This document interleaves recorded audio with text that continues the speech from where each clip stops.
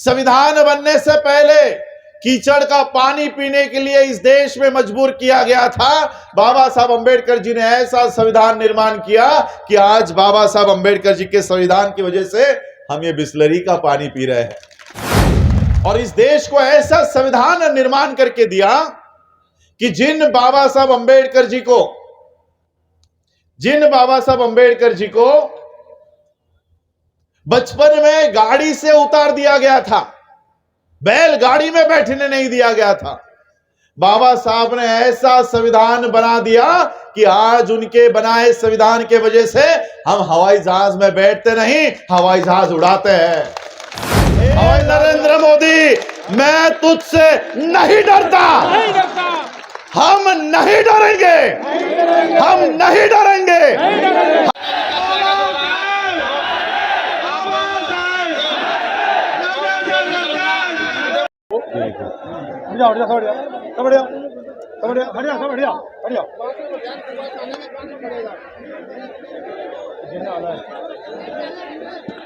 विश्व वंदनीय तथागत सम्यक संबुद्ध विश्व रत्न बोधिसत्व डॉक्टर बाबा साहब अंबेडकर, इनके विचारों को प्रथम मैं त्रिवार वंदन करता हूं। मंच पर उपस्थित आज के इस कार्यक्रम के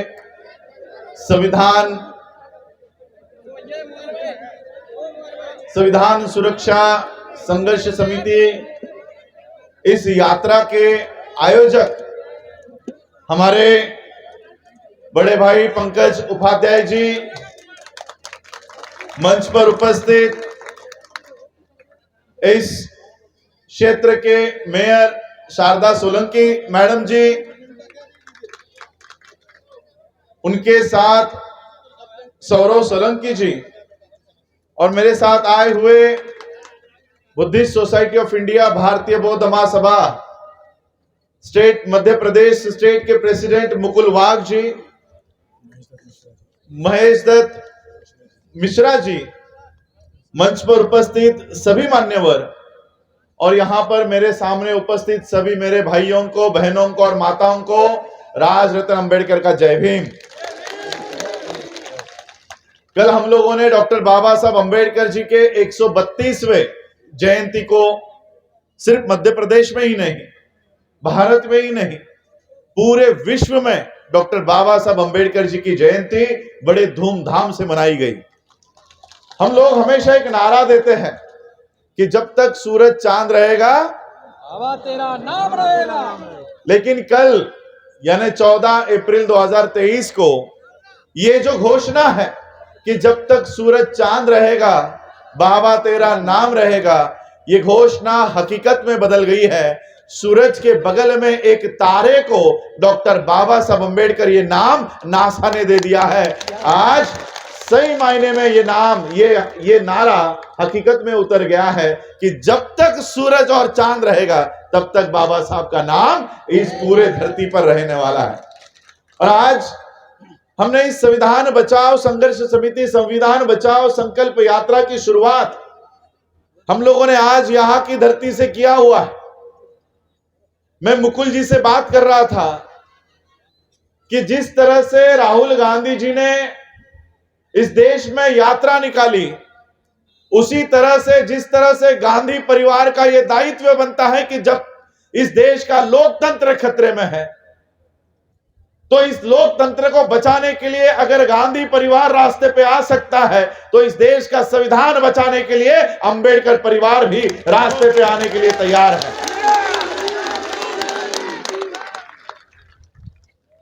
और जब मुकुल जी से मैं बात कर रहा था कि पूरे देश भर में से हम कहां से इस यात्रा की शुरुआत कर सकते हैं, तब मुकुल जी ने मुझे कहा कि बाबा साहब अंबेडकर जी का जन्म मध्य प्रदेश की भूमि में हुआ है और इसलिए इस संकल्प यात्रा को अगर पूरा करना है तो मध्य प्रदेश के राज्य को चुनो, मध्य प्रदेश की धरती को चुनो।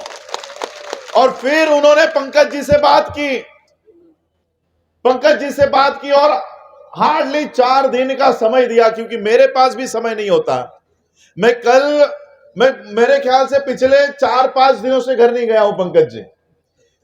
कल एयरपोर्ट के नजदीक पे एक छोटा सा होटल करके हम वहां रुके, सुबह नहाकर यहां आपके यहां है, अब यहां से निकलूंगा, कल और प्रोग्राम में जाऊंगा, 19 तारीख को कनाडा जाऊंगा और वहां से फिर जून में वापस आऊंगा। लेकिन आज हम यहां से इस संकल्प यात्रा की शुरुआत कर रहे हैं। पंकज जी ने हमें यह बताया कि भले हमारी पार्टी अलग अलग हो, भले हमारे संगठन अलग अलग हो, लेकिन इस देश में बाबा साहब अंबेडकर जी का नारा था कि मैं ना पहले हिंदू हूं, ना मैं पहले मुसलमान हूं, ना पहले बौद्ध हूं, ना सिख हूं, मैं इस देश का भारतीय हूं। उस हिसाब से हम आपके इस संकल्प को यहां की धरती से शुरुआत करके दे रहे हैं। जोहरा की धरती से हमने इस संकल्प यात्रा की शुरुआत की है। बाबा साहब की जयंती मनाई, 365 दिनों में एक दिन बाबा साहब की जयंती मनाई जाती है, 14 अप्रैल के दिन। 14 अप्रैल को हमने धूमधाम से बाबा साहब की जयंती मनाई। अब हमारा काम है, जो अधिकार बाबा साहब ने दिए हैं उन अधिकारों को बचाने के लिए बाकी के 364 दिन अभी हम लोगों को काम करना होगा। वही सही मायने में बाबा साहब का अनुयायी ठहराएगा। आज इस मंच से बातें हुई कि संविधान खतरे में है। किसी को लगेगा कि ये सिर्फ हम लोगों की बातें। मैं पूछता हूं आप लोगों को, संविधान लागू होकर आज 72 साल पूरे हो गए, मुझे बताओ इन 72 सालों में अब ये संविधान फल फूल रहा है या कमजोर होते जा रहा है? कमजोर होते जा रहा है। ये पूरा का पूरा देश 4 पैरों के ऊपर खड़ा है, 4 पिलर्स के ऊपर खड़ा है। डेमोक्रेसी जिसको लोकतंत्र कहते हैं, ये लोकतंत्र 4 पैरों के ऊपर खड़ा है। पहला पिलर इस देश की संसद, इस देश की संसद। दूसरा पिलर इस देश का मीडिया। तीसरा पिलर इस देश का एडमिनिस्ट्रेशन, प्रशासन, जिसे हमारे मिश्रा साहब कह रहे थे कि कौन से खाने बन गए यहां पर, कसाई खाने। कसाई खाने में प्रशासन तब्दील हो चुका है। और इस देश का चौथा सबसे बड़ा पिलर जुडिशरी। जुडिशरी को क्या कहते हैं आप लोग? न्यायपालिका। मैं ये बात अपने मन से नहीं कहूंगा।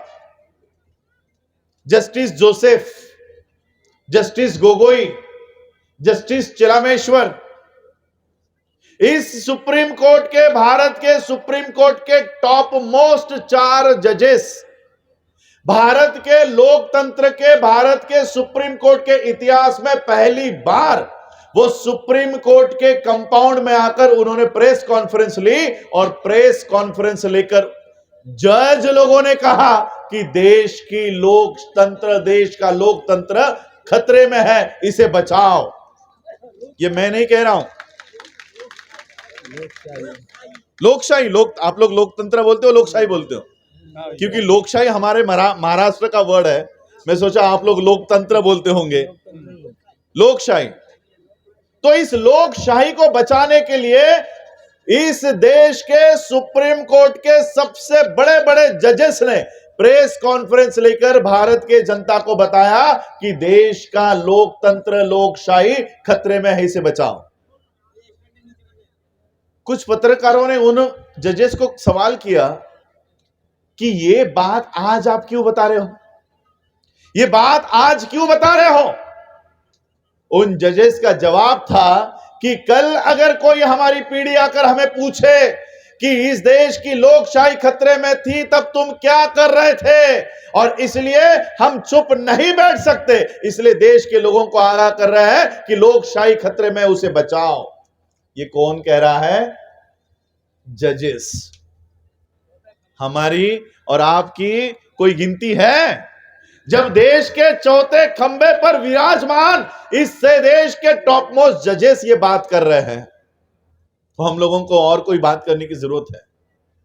दूसरा सबसे बड़ा पिलर इस देश का, दूसरा सबसे बड़ा पिलर मीडिया। मुझे बताओ, क्या ये मीडिया पिछले 7 सालों से आपको कोई सही खबरें दिखा रहा है? एक कहावत है, झुमका गिरा रे बरेली की बाजार में, है ना?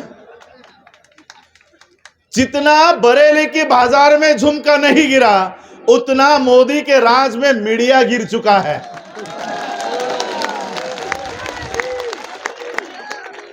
इतना मीडिया गिर चुका है। दिन भर जैसे इस देश में तीसरा आदमी ही नहीं रहता, बस दो ही लोग, अमित शाह नरेंद्र मोदी, अमित शाह नरेंद्र मोदी, अमित शाह नरेंद्र मोदी। नरेंद्र मोदी आम कैसे खाते हैं, काट के खाते हैं कि चूस के खाते हैं, ये खबरें हैं टीवी के ऊपर, ये खबरें हैं। अब वो आम कैसे खाते हैं, इससे हमारे जीवन मर्रा की क्या सवाल से जुड़ा हुआ है। नफरत इतनी ज्यादा फैलाई जा रही है, नफरत फैलाई जा रही है। सर बता रहे हैं मीडिया के माध्यम से नफरत फैलाई जा रही है। किस तरह से नफरत फैलाई जा रही है? कुछ नहीं तो शिवलिंग का मुद्दा उखाड़ लिया। जब लोग रोजगारी की मांग कर रहे हैं तो ये शिवलिंग का मुद्दा उतार देते हैं। तो मैं ये सारी बातें, ये सबको पता है, मैं इसके ऊपर बात नहीं करने आया हूं। मैं ये पूछने आया हूं कि पूरा देश आपके हाथ में है, संसद आपके हाथ में है, सुप्रीम कोर्ट आपके हाथ में है, प्रशासन आपके हाथ में है, मीडिया आपके हाथ में है, पूरा देश आपके हाथ में है, फिर आपको संविधान हटाने की जरूरत क्या है? संविधान का कौन सा आर्टिकल है जो इस देश के संसद को काम करने से रोक रहा है? बताओ मुझे, कोई आर्टिकल रोक रहा है? अरे काम तो आप अपने मर्जी से ही कर रहे हो, फिर भी आप संविधान को हटाने की बात करते हो। हरियाणा के चीफ मिनिस्टर रहते हुए उनका बयान है कि इस देश का संविधान हम हटाएंगे, मनोहर लाल खट्टर। हमारे महाराष्ट्र का मुख्यमंत्री देवेंद्र फडणवीस यह कहता है कि लोकतंत्र पर धर्म का सत्ता होना चाहिए, लोक सत्ता के ऊपर धर्म सत्ता होनी चाहिए, धर्म की सत्ता होनी चाहिए। आखिर ऐसा क्या है जो ये लोग संविधान को हटाने के ऊपर तुले हुए हैं? मैं आपको बाबा साहब का एक उदाहरण देकर, ये संविधान बाबा साहब आपको क्या ताकत देकर गए हैं, ये बात बताने के लिए आया। वरना लोगों को लगेगा संविधान बचाने का संकल्प यात्रा है, कोई एक छोटी सी किताब लिखी होगी, यहां पर है, देखो संविधान की किताब एक दीजिए मुझे। लोगों को क्या लगता है कि जब हम संविधान बचाने की बात करते हैं तो उनको लगता है ये किताब बचाने की बात है। ये किताब संविधान जो बाबा साहब ने लिखा है, ये इस किताब को हम बचाने की बात नहीं कर रहे हैं। क्या बचाने की बात कर रहे हैं मैं आपको समझाकर बताना चाहता हूं। जब बाबा साहब 10-12 साल के हुए, उनके पिताजी सूबेदार मेजर थे, मिलिट्री में थे। इसी मध्य प्रदेश के Mhow, military headquarter of war, MHOW Mhow में बाबा साहब अंबेडकर जी का जन्म हुआ। बाबा साहब अंबेडकर जी के पिताजी मिलिट्री में थे। बाबा साहब का बचपन इसी तरह से पिताजी के साथ, ज्यादा साथ बाबा साहब को नहीं मिला, क्योंकि बाबा साहब के पिताजी हमेशा कहीं ना कहीं पोस्टिंग पर होते हैं। हमारे यहां पुलिस भाई है, कल जयंती थी तो सारा दिन रास्तों के ऊपर खड़े हुए होंगे, कोई त्योहार आए रास्तों के ऊपर होते हैं। इसी तरह से हमारा परिवार भी देश की सेवा के लिए हमेशा बॉर्डर्स के ऊपर तैनात हुआ करता था। घर पर बच्चे बिना पिता के बड़े हो रहे थे। पिता को भी लगता था कि मुझे मेरे बच्चों को देखना है।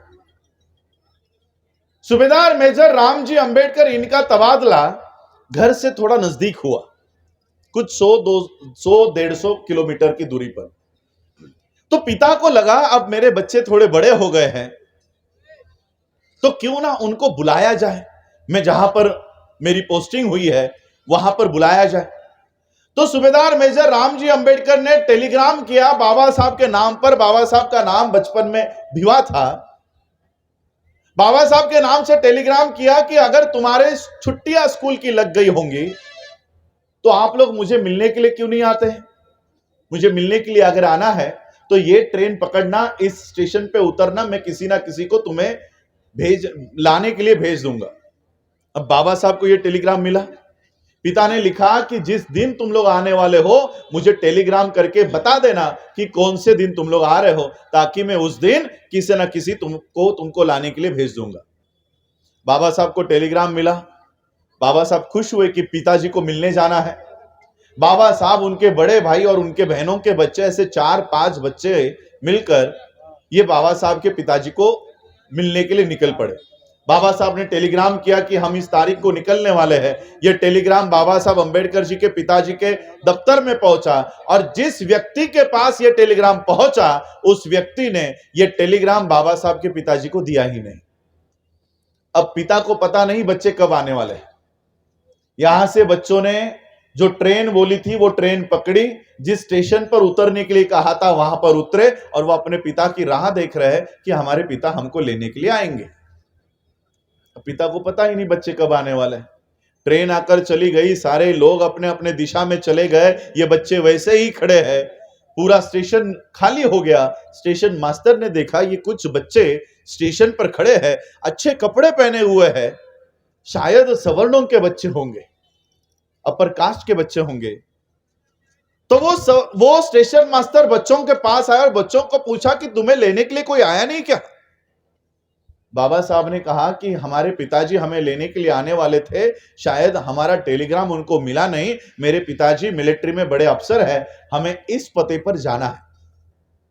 स्टेशन मास्टर ने कहा, सोचा ये बच्चे बड़े अफसर के बच्चे लग रहे हैं। उसने बगल में एक तांगा खड़ा था, उस तांगे वाले को बुलाया कि देखो ये बड़े अफसर के बच्चे हैं, इन्हें इस पते पर छोड़कर आओ। तांगे वाले ने कहा कि ठीक है बैठो। सभी बच्चे फटाफट वो जाकर बैलगाड़ी में बैठ गए, वो तांगे में बैठ गए और वो तांगा बाबा साहब के पिताजी के दिशा की ओर निकल पड़ा। तांगा शुरू होने के बाद वो तांगे वाला बच्चों से बात करना शुरू किया कि तुम्हारा नाम क्या है, कौन से गांव से आए हो, पिताजी क्या काम करते हैं, तुम्हारी जाति कौन सी है। और जैसे ही जाति के बारे में पता चला उस गाड़ी वाले ने गाड़ी रोकी और सभी बच्चों को गालियां देकर नीचे उतार दिया। बाबा साहब के पास कुछ ज्यादा पैसे थे। बाबा साहब ने कहा ये ज्यादा पैसे ले लो लेकिन हमें छोड़ दो, हमें अपने स्थान तक छोड़ दो। गाड़ी वाले ने कहा कि तुम लोग अछूत हो, तुम लोग अछूत हो, इसलिए मैं अपने तांगे में तुमको अपने बराबर नहीं बिठा सकता, लेकिन तुम ज्यादा पैसे दे रहे हो इसलिए मैं तुम्हें छोड़ तो दूंगा, लेकिन मेरे गाड़ी में बैठना नहीं, मेरे गाड़ी के पीछे पीछे चलते चलते आना। अब गाड़ी वाला गाड़ी में बैठा, गाड़ी शुरू हो गई और ये बच्चे पीछे पीछे पीछे पीछे चलते चलते चलने लग गए। 2-3 किलोमीटर चलने के बाद बाबा साहब को प्यास लग गई। बाबा साहब ने गाड़ी वाले से कहा कि आपके पास जो पानी पड़ा है वो थोड़ा सा पिला दो, मुझे बहुत प्यास लगी है। गाड़ी वाले ने कहा तुम लोग अछूत हो इसलिए मैं अपना पानी तुम्हें नहीं पिला सकता, आगे अगर कोई नदी तालाब आता है तो गाड़ी रोक लूंगा, तुम लोग पानी पीकर आ जाना। और 1-2 किलोमीटर चलने के बाद उस गाड़ी वाले को कुछ पानी दिखाई दिया। उसने गाड़ी रोकी, बच्चों से कहा वो देखो आगे पानी दिखाई दे रहा है, जाओ जाकर पानी पीकर आओ। ये सभी बच्चे भागते भागते उस पानी के पास पहुंचे। पानी के पास जाते हैं, देखते हैं तो क्या, ये तो सिर्फ कीचड़ है, इसमें तो पानी भी नहीं है। अब प्यास लगी थी, करे क्या।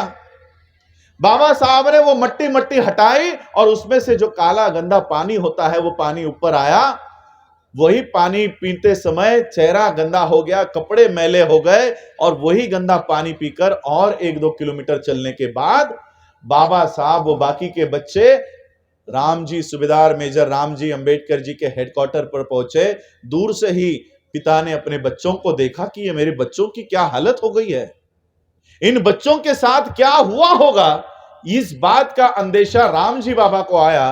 बाबा साहब अंबेडकर भागते भागते अपने पिता के पास गए, उनको गले लगा लिया और रोते रोते बाबा साहब ने सवाल किया कि पिताजी, पिताजी मुझे गाड़ी में बैठने का अधिकार क्यों नहीं है, मुझे पानी पीने का अधिकार क्यों नहीं है। बाबा साहब के इन सवालों का बाबा साहब के पिताजी के पास कोई जवाब नहीं था। बाबा साहब के पिता ने बाबा साहब को शांत किया और शांत करके कहा कि रोना बंद करो, रोना बंद करो, इसी समस्या को तुम्हें सुलझाना है, रोना बंद करो। इसी समस्या को तुम्हें सुलझाना है। बाबा साहब अंबेडकर जी ने इतनी मेहनत की, इतनी पढ़ाई की और इस देश को ऐसा संविधान निर्माण करके दिया कि जिन बाबा साहब अंबेडकर जी को बचपन में गाड़ी से उतार दिया गया था, बैलगाड़ी में बैठने नहीं दिया गया था, बाबा साहब ने ऐसा संविधान बना दिया कि आज उनके बनाए संविधान के वजह से हम हवाई जहाज में बैठते नहीं, हवाई जहाज उड़ाते हैं। जिन बाबा साहब अंबेडकर जी को संविधान बनने से पहले कीचड़ का पानी पीने के लिए इस देश में मजबूर किया गया था, बाबा साहब अंबेडकर जी ने ऐसा संविधान निर्माण किया कि आज बाबा साहब अंबेडकर जी के संविधान की वजह से हम ये बिस्लरी का पानी पी रहे हैं। ये 395 आर्टिकल की किसी किताब को हटाने की बात नहीं चल रही, किसी किताब को नष्ट करने की बात नहीं चल रही। बाबा साहब ने जो आपको ये संविधान की व्यवस्था बनाकर दी है, इस व्यवस्था को वो बिटाने की बात कर रहे हैं। उस व्यवस्था को हमारे पहले के वक्ताओं ने कहा कि हमें इनके खिलाफ लड़ना होगा। ये चंबल की धरती है, बागियों की धरती है, हम भी बागी हैं। बाबा साहब अंबेडकर जी ने हम लोगों को लड़ने का एक इतना अच्छा संवैधानिक तरीका दिया है कि हमको बंदूक उठाने की भी जरूरत नहीं है, हमको लाठी पत्थर उठाने की भी जरूरत नहीं पड़ती। बाबा साहब जाते जाते इतनी बड़ी ताकत हमारे हाथ में देकर गए हैं। इतनी बड़ी ताकत, कौन सी ताकत है पता है वो आपको? इस देश का प्रधानमंत्री हमने देखा होगा, आज इस देश में, कल उस देश में, परसों उस देश में, हमेशा हवा में उड़ता है ना? हवा में ही, पैर जमीन पर पड़ते ही नहीं थे, जमीन पर पैर पड़ते ही नहीं थे। बाबा साहब आपको ऐसी ताकत देकर गए कि हवा में उड़ने वाला प्रधानमंत्री एक दिन नीचे उतरता है और आपके पैर पकड़ता है। उस ताकत को लेने के लिए, ये ताकत और कोई नहीं, वोट की ताकत बाबा साहब आपको देकर गए हैं, वोट की ताकत देकर गए हैं। इस ताकत को सही मायने में पहचानो, सही मायने में पहचानो। इस ताकत का गलत इस्तेमाल करोगे तो गलत लोग हावी हो जाएंगे। बाबा साहब, अभी मैं कनाडा जाऊंगा, मुझे कनाडा से फोन था कि आते समय गर्म कपड़े लेकर आना, यहां बर्फ हो रही है। बाबा साहब ऐसे देशों में रहा करते थे, लंदन में रहा करते थे, वहां के डॉक्टर्स बाबा साहब को विनती करते थे कि बाबा साहब इतनी ठंड में अगर जिंदा रहना है तो डॉक्टर ब्रांडी, ये शराब आपको पीनी होगी, वरना आप जीवित नहीं रह पाओगे। जीने मरने का सवाल होने के बावजूद बाबा साहब ने कभी शराब के बूंद को हाथ नहीं लगाया। सोचो, जिन बाबा साहब ने कभी शराब के बूंद को हाथ नहीं लगाया, क्या बाबा साहब अंबेडकर जी के दिए हुए वोट के अधिकार को आप शराब के ऊपर बेचोगे?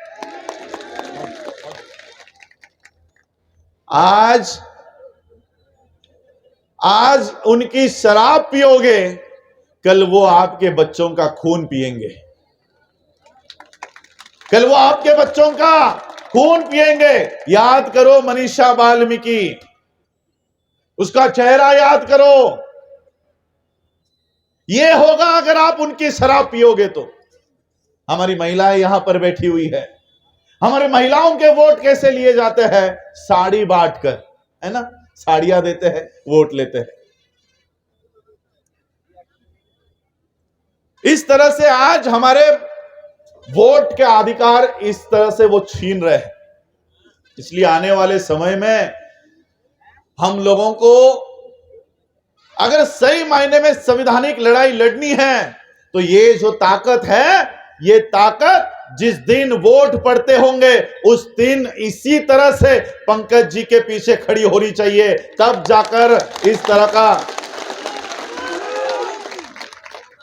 तब जाकर ये परिवर्तन होगा।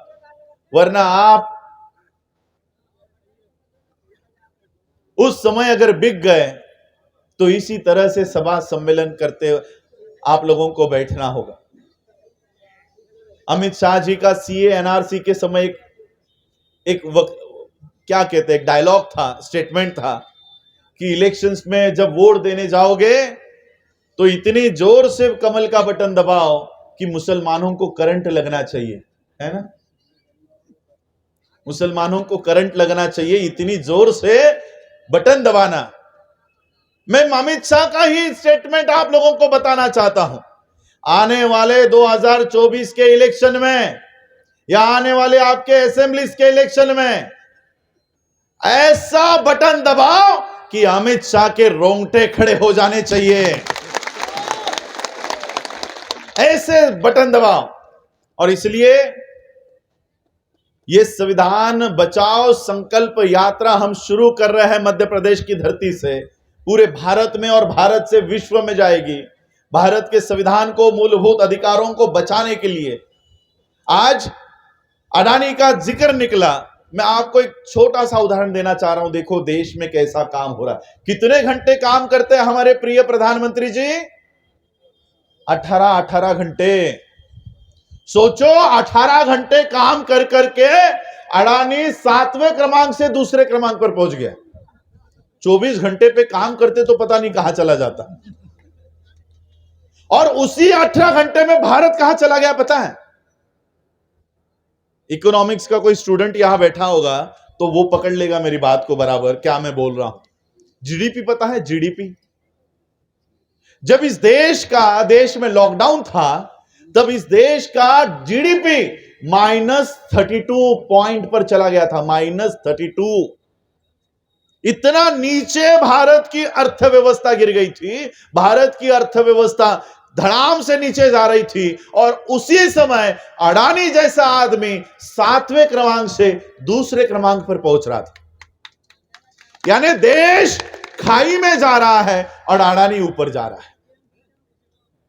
सोचो, अगर जिस देश का देश अगर नीचे जा रहा है तो देश के नागरिक भी नीचे जाने चाहिए, पर देश नीचे जा रहा है और अडानी ऊपर जा रहा है। यह हमारे अडानी जी के दोस्त की कृपा है जो संसद में बैठे हैं, जो अडानी को पूरा देश बेच रहे हैं। आज मैं जिस एयरप्लेन से बैठकर आया, मुंबई में छत्रपति शिवाजी इंटरनेशनल एयरपोर्ट के नाम से वो एयरपोर्ट जाना जाता है। अब शिवाजी महाराज का नाम हटाकर वहां पर अडानी एयरपोर्ट हो गया है। अडानी एयरपोर्ट, अहमदाबाद अडानी एयरपोर्ट, सारे एयरपोर्ट्स के नाम महापुरुषों से हटाकर अडानी एयरपोर्ट हो गए। रेलवेज अब प्राइवेट रेलवेज चलने लग गई है। तो ये देश की हालात है। ये देश आज जिस अवस्था से जा रहा है, हम लोगों को अपने बीच के जितने भी मनमुटाव है वो बाजू में रख के देशवासी होने के नाते हमको इकट्ठा होना होगा। जाति के नाम पर नहीं, धर्म के नाम पर नहीं, पॉलिटिक्स के नाम पर नहीं, संगठन के नाम पर नहीं। इस देश को आज हमारी जरूरत है। आज अगर हम इस देश को बचा नहीं पाए तो आने वाली हमारी पीढ़ियां गुलाम पैदा होंगी। इसलिए हमको देश के लिए इकट्ठा होना होगा, देश के लिए। जाते जाते, क्योंकि मुझे भी और 5 घंटे का सफर तय करना है, 3:30 बजे यहां से निकलना चाहिए था मुझे। मैं जाते जाते आपको बाबा साहब में, क्योंकि संविधान की यात्रा शुरू कर रहे हैं, ये संविधान का महत्व समझाने के लिए मैं आज यहां पर आया हूं। बाबा साहब अंबेडकर जी ने इस देश को संविधान 26 नवंबर 1949 को संविधान सभा में दिया। संविधान सभा में यह संविधान देने के बाद बाबा साहब अंबेडकर अपने घर पर, दिल्ली के अलीपुर रोड के बंगले पर बाबा साहब गए और उनकी आराम कुर्सी हुआ करती थी, उस आराम कुर्सी पर बाबा साहब बैठे। बैठने के बाद बाबा साहब ने अपनी आंखें बंद कर ली। आंखें बंद करने के बाद बाबा साहब के आंखों से आंसू बहना शुरू हो गए। बाबा साहब रो रहे थे, बैठे बैठे रो रहे थे। बगल में नानक चंद रथू बाबा साहब के सेक्रेटरी खड़े थे। उन्होंने देखा बाबा साहब रो रहे हैं। अब बाबा साहब को कैसे उठाऊं और कैसे पूछूं कि आप क्यों रो रहे हो? नानक चंद रत्तू ने एक युक्ति की, एक आइडिया निकाला और बाबा साहब के पैरों के यहां बैठे और पैर दबाते दबाते बाबा साहब से पूछा, बाबा साहब अभी आप इस देश को एक अच्छी व्यवस्था देकर आए हो, अभी आप इस देश को एक संविधान देकर आए हो, फिर किस बात का दुख है आपको? आप क्यों रो रहे हो? तो बाबा साहब ने कहा, रत्तू रत्तू, मुझे मेरे बेटे की याद आ गई। मेरा बेटा राजरत्न, मेरा जो नाम है, ये बाबा साहब के सबसे प्यारे और चहेते बच्चे के याद पर मेरे पिता ने वो नाम रखा, राजरत्न। ये राजरत्न 2.5 साल का जब हुआ तब इसे डबल निमोनिया हुआ था, और उस समय की जाति प्रथा, अनटचेबिलिटी सबको पता है। इतने बीमारी से जूझ रहा वो बच्चा, उसे किसी डॉक्टर ने हाथ नहीं लगाया। क्यों? अछूतों के बच्चा, उसको हाथ लगाकर कोई अपवित्र नहीं होना चाहता था, और हमारे समाज में कोई डॉक्टर था नहीं। डबल निमोनिया होने के बावजूद वो घर पर बुखार से तप रहा था। अब कितने दिन बच्चे के पास बैठे रहूं? इसलिए बाबा साहब अंबेडकर जी ने अपने कामकाज, हाईकोर्ट के जो काम है वो करना शुरू किया। बाबा साहब उस बच्चे को छोड़कर हाईकोर्ट में गए, और जैसे हाईकोर्ट में पहुंचे, माता रमाई, बाबा साहब अंबेडकर जी की पत्नी माता रमाई, इन्होंने बाबा साहब के नाम संदेशा भिजवाया कि बाबा साहब आप जहां कहीं पर भी हो, तुरंत घर चले आओ। बाबा साहब को पता चला क्या हुआ होगा, क्योंकि बाबा साहब बुखार से तपता हुआ बच्चा घर छोड़कर आए थे। बाबा साहब ने सारा काम छोड़ा और तांगा करके बाबा साहब अपने उस 10 बाय 10 के घर के उस मकान में पहुंचे। बाबा साहब दौड़कर अपने घर में गए और उस बच्चे को अपने गोद में लिया। गोद में लेने के बाद बाबा साहब को पता चला कि वो बच्चा तो कब का मर चुका है, बच्चा तो कब का मर चुका है। बाबा साहब फूट फूट कर रोए। सभी लोग, बाबा साहब के कार्यकर्ताओं ने बाबा साहब को शांत किया कि बाबा साहब अब चुप रहो, बच्चा मर के 4 घंटे बीत चुके हैं, अभी उसके शरीर पर अंतविधि करनी है, अंतिम क्रिया करनी है, उसको लगने वाला जो साहित्य है वो लाने के लिए पैसे दीजिए। ये वाक्य सुन के फिर से बाबा साहब फूट फूट कर रोने लग गए। बगल में माता रमाई खड़ी थी। माता रमाई को पता चला कि बाबा साहब अंबेडकर जी के जेब में राजरत्न के अंतविधि करने तक के पैसे नहीं है, पैसे नहीं है, कफन लाने के पैसे नहीं है। माता रमाई ने वो साड़ी फाड़ी, बदन पर की साड़ी फाड़ी, और उस बच्चे के शरीर पर कफन के तौर पर डाली, कफन के तौर पर। और फिर ये दोनों पति पत्नी, बाबा साहब और माता रमाई, इस बच्चे का अंतविधि करके आए। ये बात बाबा साहब को संविधान देने के बाद 26 नवंबर 1949 को याद आई। बाबा साहब रत्तू से कहते कि रत्तू, रत्तू, एक समय था कि मेरा बच्चा राजरत्न इस दुनिया से जब जा रहा था, तब उसके शरीर पर मैं कफन तक डाल नहीं सका। मेरा बच्चा बिना कफन के उसे इस दुनिया से जाना पड़ा। लेकिन रत्तू, मैंने आज ऐसा संविधान बनाया है, ऐसा संविधान निर्माण किया है कि मेरा आने वाला हर एक राजरत्न ये सूट बूट टाई कोट में पैदा होगा, ऐसी व्यवस्था मैंने इस देश को कायम करके दी है। इस देश की निर्मला सीतारमण जब कहती है कि मैं इस देश के सारे पब्लिक सेक्टर को बेचने वाली हूं, तब वो पब्लिक सेक्टर को बेचने की बात नहीं करती, हमारे बदन पे आए हुए सूट बूट की व्यवस्था को हटाने की बात करती है। और इसलिए हम लोगों को जो बाबा साहब ने ये व्यवस्था बनाकर दी है, ये केवल 395 आर्टिकल की किताब बनाकर नहीं दी, हमारे सूट बूट टाई कोट की व्यवस्था की है। यही इनके आंखों में चुभता है, यही इनके आंखों में चुभता है। और इसलिए आने वाले समय में हमें संवैधानिक माध्यम से इस देश में संविधान को बचाना है, इस देश में संविधान को बचाना है। और इसलिए जो भी इस देश में संविधान के बचाने की मुहिम में साथ देगा, हम उसके साथ डट कर खड़े रहेंगे। पंकज जी आज इस मुहिम में हमको साथ दे रहे हैं, मैं डट कर उनके साथ खड़ा रहूंगा, क्योंकि वो मेरे साथ नहीं, संविधान का साथ दे रहे हैं। संविधान के साथ, ये मेरे लिए नहीं है ना, अच्छा ये संकल्प लेना है, ओके ओके। आप दे लेंगे। तो मैं आप लोगों से यही आशा रखता हूं, उम्मीद रखता हूं कि आज इस देश के संविधान को बचाने के लिए आप मेरा साथ देंगे। मैं उत्तर प्रदेश में जब था, लॉकडाउन में तब हम लोगों को एक 50 लोगों की परमिशन मिली थी प्रोग्राम कराने की, 50 लोगों की। अब मेरा नाम छप गया, पैम्पलेट बढ़ गए, तो वहां पर 50 के अलावा मेरे ख्याल से 10 से 15 हजार लोग आ गए, 10-15 हजार लोग आ गए। और फिर हम लोगों को डराने के लिए, धमकाने के लिए बंदूक लेकर, राइफल लेकर वहां की प्रशासन हमारे सामने ऐसा बैरिकेड करके बंदूक लेकर खड़ी हो गई। उनको